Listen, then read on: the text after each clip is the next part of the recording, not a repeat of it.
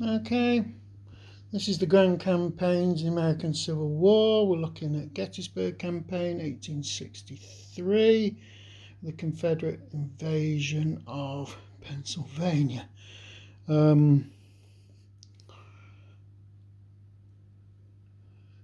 setup is, I've done the first few turns, we're actually on the fifth turn here.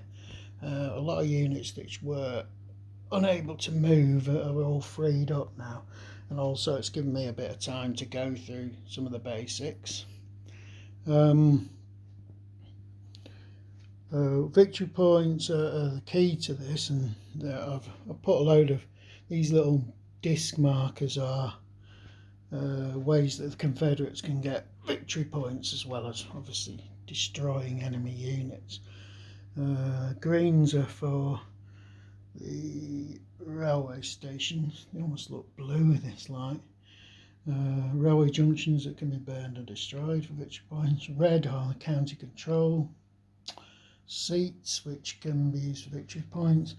And the yellow are where the Confederates can levy a monetary contribution on the town to get victory points.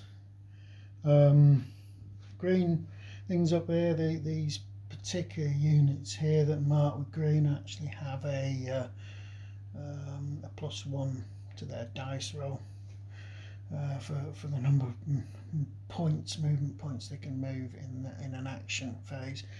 I'll explain all that later. We'll go through the sequence of play for the advanced game. Falling Waters didn't start at turn 6. Random events at turn 4 with rolled a 5 for that, which is Union command paralysis. Now, command paralysis means that when you do your initiative rolls, which I'll explain later, you get a -1 to all your initiative rolls. This stuff is the way that it makes this game really good to solo, because there's so many factors that make it difficult to control your army, as you'll see that as we're going along.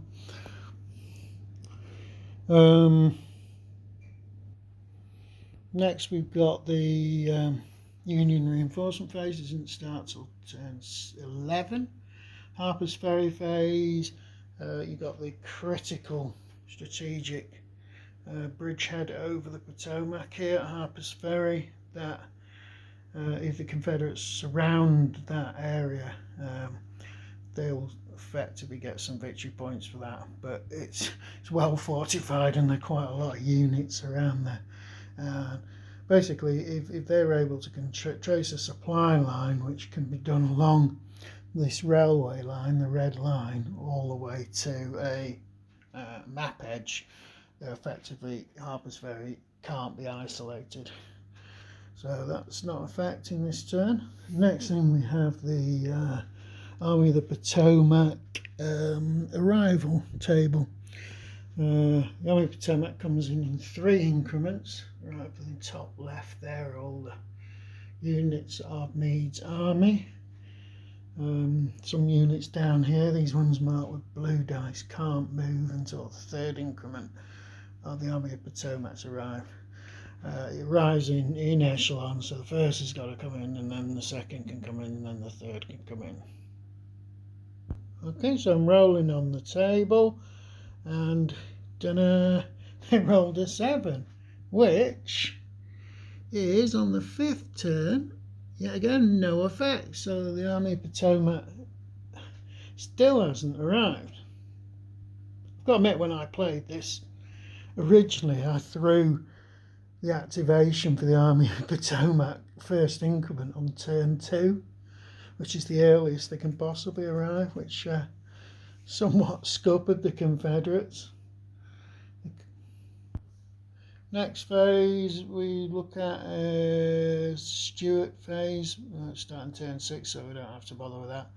As people know about this campaign, Stuart's cavalry, which was vital, doing reconnaissance work for the Confederate army, just went AWOL, and they just disappeared, and Lee didn't actually make contact again with Stuart until the 3rd day of Gettysburg. which probably seriously affected the battle, because I think they'd known that the Union Army was all converging on Gettysburg. I don't think they would have fought there.